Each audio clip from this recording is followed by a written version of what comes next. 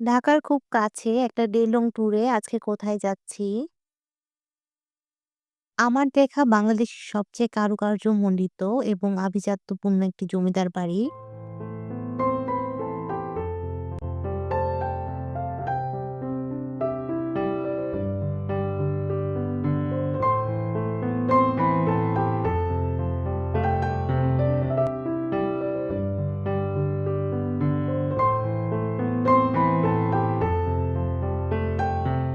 Hello viewers, আসসালামু আলাইকুম।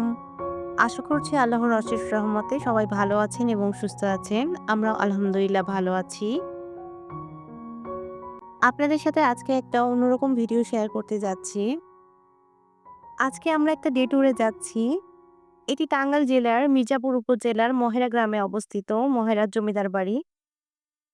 ঢাকার খুব কাছে হওয়ায় যেকোনো সময় ফ্যামিলি নিয়ে আপনারা এখানে ট্যুরে আসতে পারেন। ঢাকা থেকে যদি ট্রেনে আসেন তাহলে সেক্ষেত্রে অবশ্যই লোকাল ট্রেনে আসতে হবে। এতে করে আপনারা মহেরা রেলওয়ে স্টেশনে নামতে পারবেন। ঢাকা থেকে বাসে করে আসতে গেলে অবশ্যই ডুবাইল বাস স্ট্যান্ডে নামতে হবে। এতে করে ডুবাইল হাইওয়ের উপরে নামলে আপনারা ওখান থেকে অটো বা যেকোনো ধরনের রিক্সা দিয়ে ৳১০ ভাড়া দিয়ে আপনারা মহেরা জমিদার বাড়িতে চলে যেতে পারবেন। টাঙ্গাইল শহর থেকে যেতে হলে অবশ্যই পুরাতন বাস স্ট্যান্ড থেকে একটা সিএনজি ভাড়া করে যেতে হবে। এখানে আপনি জনপ্রতি সিএনজি ভাড়া দিয়ে যেতে পারেন অথবা আপনি রিজার্ভ সিএনজি নিয়ে যেতে পারেন। টাঙ্গাইলের পুরাতন বাস স্ট্যান্ড থেকে নাটিয়াপাড়া পর্যন্ত ৳৫০ সিএনজি ভাড়া নেয়। আপনি চাইলে নাটিয়াপাড়ায় নেমে তারপর অটো বা রিক্সা দিয়েও আপনি যেতে পারেন মহেরাতে, অথবা আপনি সামনে এগিয়ে সিএনজি দিয়ে ডুবাইল বাস স্ট্যান্ডে নামতে পারেন। ডুবাইল হাইওয়ে পর্যন্ত ভাড়া নিবে আপনার ৳৬০ করে সিএনজি দিয়ে। তো আপনি এখানে নেমে রিক্সা বা অটো দিয়ে মহেরাতে যেতে পারেন। আমরা এখন পুরাতন বাস স্ট্যান্ডে আছি। এই বাস স্ট্যান্ডে সিএনজি স্ট্যান্ড থেকেই সিএনজি ছাড়ে। মূলত এখান থেকেই টাঙ্গাইল থেকে সব জায়গায় যাওয়ার জন্য সিএনজি গুলো ছাড়ে। আপনি এখানে এসে খোঁজ নিবেন যে নাটিয়াপাড়া পর্যন্ত বা ডুবাইল পর্যন্ত যাওয়ার সিএনজি কোনটা। এখন আমরা টাঙ্গাইল শহর থেকে বের হয়ে এসেছি। শহরের সাইডে হাইওয়ে রোড ধরেছি। হাইওয়ে রোডের বাম সাইডে আপনার সিরাজগঞ্জ রোড পড়ে। আর ডান সাইডে পড়ছে ঢাকা রোড। তো এই রোড দিয়ে আমরা যাচ্ছি।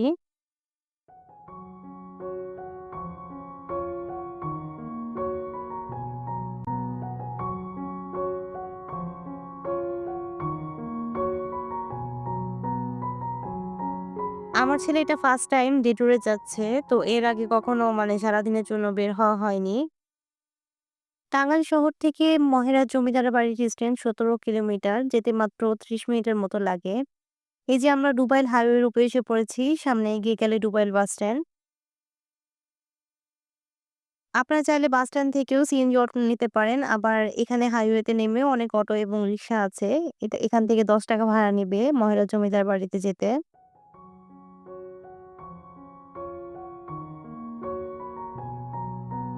এই মুহূর্ত পর্যন্ত যারা আমার ভিডিওটা কন্টিনিউ করছেন, আশা করছি আমার ভিডিওটা ভালো লাগছে। আর যদি ভালো লেগে থাকে তাহলে প্লিজ আমার চ্যানেলটিকে একটা সাবস্ক্রাইব করতে ভুলবেন না। আর সেই সাথে ভিডিওটিতে লাইক দিবেন। আপনার একটি লাইকের কারণে আমার ভিডিওটি আরো ৪-৫ জনের কাছে পৌঁছে যাবে।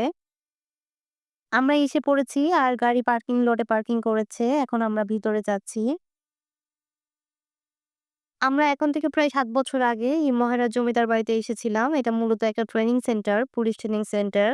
তো এর মাঝখানে আর আসা হয়নি। টাঙ্গাইল আসার পরে আমার মেয়ে কখনো আসেনি। তাই মেয়ের দেখার খুব ইচ্ছা।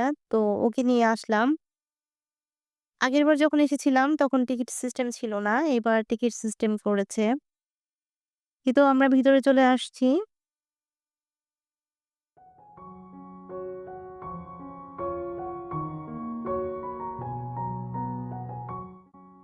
জমিদার বাড়ির গেট থেকে প্রবেশ করেই প্রথমেই হাতের ডান দিকে রয়েছে পুলিশদের জন্য আবাসিক কোয়ার্টার এবং বাম সাইডে রয়েছে একটি সুবিশাল দিঘি। এই দিঘিটি বিশাখাত সাগর নামে পরিচিত। ১৮৯০ সালে শাহ বংশের ৪ ভাই মিলে এই জমিদারি পত্তন করেন। পুরো জমিদারি এস্টেটটা মূলত ৮ একর জমির উপরে অবস্থিত। জমিদার বাড়িটি মূলত ৪টি ভবন দ্বারা বেষ্টিত। এখানে রয়েছে মহারাজ লজ, আনন্দ লজ, চৌধুরী লজ এবং কালীচরণ লজ। জমিদার বাড়িতে ঢুকেই প্রথমেই চোখে পড়ে সুবিশাল একটি মিউজিয়াম। এখন ১ম এ আমরা ঢুকে মিউজিয়ামের দিকে যাচ্ছি। আমি আমার মেয়েকে নিয়ে যাবো। বেসিক্যালি ওকে দেখানোর জন্যই যাচ্ছি। আর হচ্ছে বাবুকে নিয়ে ওর বাবা বাহিরে দাঁড়িয়ে থাকবে। বাবু যেহেতু একটু ঘুমাচ্ছে, এখন ওকে উঠানোটা একটু ঝামেলা। মিউজিয়ামে প্রবেশ করে ১ম এ একটি দোলনা দেখা যায়। এর আগেরবারও দেখেছিলাম দোলনাটা। এবার দোলনাটাতে দড়ি দিয়ে বাঁধা আছে। এর আগেরবার যখন এসেছিলাম তখন শুধু লেখা ছিল যে বসা নিষেধ। এবার দড়ি দিয়ে বেঁধে রেখেছে। আমার মেয়ের দোলনাটা দেখে খুবই ভালো লেগেছে। তার ধারণা প্রিন্সেসরা এই দোলনাতে বসে থাকতো। তাই সে বসতে চেয়েছিল। মিউজিয়ামের উপরের ইন্টেরিয়রটা সুন্দর করে করা হয়েছে। এর আগেরবার যখন এসেছিলাম তখন ইন্টেরিয়রটা এভাবে করা ছিল না। অনেক কিছুই চেঞ্জ হয়েছে। মিউজিয়ামের ভিতরে জমিদারদের ব্যবহৃত বিভিন্ন ধরনের জিনিসপত্র রয়েছে। আর সেই সাথে আমাদের মুক্তিযুদ্ধের সময়ে যে ধরনের রাইফেল, গান বা অস্ত্রগুলো ব্যবহার করা হয়েছিল সেগুলোর বর্ণনা দেয়া আছে। ওগুলো বাবুকে একটু দেখাবো। এই তো আমার মেয়েকে এগুলো দেখাচ্ছিলাম আর মুক্তিযুদ্ধের কথা বলছিলাম। রাইফেল বন্দুকগুলো দেখে আমার মেয়ে বলছিল যে এগুলো সে চালাবে, চালিয়ে দেখবে।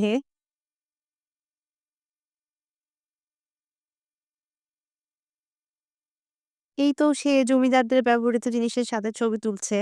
আর বলছে যে, "মা চলো আমরা ২-১ টা জিনিস নিয়ে যাই। এগুলো আমরা বাসায় ব্যবহার করব।" বাচ্চারা যা বলে আরকি।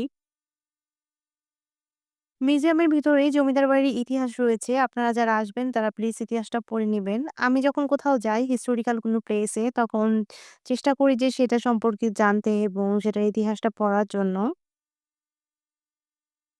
মিউজিয়াম থেকে বের হয়ে এসে পড়েছি আর এদিকে বাবু হচ্ছে খেলছিল, ঘুম ভেঙে গিয়েছে। এই জমিদার বাড়ির মূল আকর্ষণ হচ্ছে সুবিশাল ৪ টা গেট দিয়ে ঢুকে সুন্দর, সুন্দর ৪ টা বিল্ডিং এর সামনে দাঁড়ানো যায় এবং গেটে ঢোকার সাথে, সাথে যে সৌন্দর্যটা সেটা চোখে পড়ে সেটা আসলে আমার দেখা মতো এখন যতগুলো জমিদার বাড়ি দেখেছি সেগুলোর মাঝখানে এটাই সবচেয়ে বেস্ট মনে হয়েছে। এই যে এখন এটা আমরা প্রশাসনিক ভবনের সামনে দাঁড়িয়ে আছি, এটা পুলিশদের প্রশাসনিক ভবন হিসাবে ব্যবহার করা হয়। কিছু ফটো সেশন করে আমরা এখন সামনের দিকে এগিয়ে যাচ্ছি, ভিতরের সাইডে ঢুকছি। আলহামদুলিল্লাহ বাবু এখন পর্যন্ত কান্নাকাটি করেনি। সে স্ট্রলারে সুন্দর করেই বসেছিল। ব্রিটিশ আমলে করটিয়ার ২৪ পরগনার জমিদারি থেকে জমিদারি ক্রয় করে এখানে জমিদারি শুরু করেন কালীচরণ সাহা এবং আনন্দ সাহার পুত্ররা। ১৯৪৭ সালে যখন উপমহাদেশ স্বাধীন হয়, তখন এই জমিদারি যারা বংশধর ছিলেন জমিদারির তারা অনেকেই চলে যান ইন্ডিয়াতে। পরবর্তীতে ১৯৭১ সালে ১৪ই মেতে পাকবাহিনীর হামলা হয় এই জমিদার বাড়িতে। পরবর্তীতে যারা জমিদারের উত্তরাধিকারী ছিলেন তারা সকলেই তাদেরকে মেরে ফেলা হয়। আর যারা জীবিত ছিলেন তারা সবাই ইন্ডিয়াতে পালিয়ে যান। পরবর্তীতে এটা পুলিশ ট্রেনিং সেন্টার হিসেবে ব্যবহার করা হচ্ছে। এই তো আমরা ভিতর সাইডে প্রবেশ করেছি। আর এখানে একটা মিনি চিড়িয়াখানা বলা চলে রয়েছে। বাচ্চাদের জন্য খুবই ভালো। আমার মেয়ে হরিণের সাথে ছবি তুলছিল, বানরের সাথে ছবি তুলছিল। বানরটা অনেক কাছে চলে এসেছিল। সে ছবি তুলতে অনেক ভয় পাচ্ছিল। আর এদিকে আসার পথে দেখলাম যে সুইমিং পুলের ব্যবস্থা রয়েছে। এর আগেরবার যখন এসেছিলাম তখন সুইমিং পুলের ব্যবস্থা ছিল না। এখন বাচ্চাদের শিশু পার্কের জায়গাটাতে এসে পড়েছি। আমার মেয়ের সবচেয়ে পছন্দের একটা জায়গা। সে অনেকক্ষণ ধরে এক্সাইটেড ছিল যে কখন সে এই অংশটাতে আসবে। তো এখন প্রায় দুপুর হয়ে গেছে।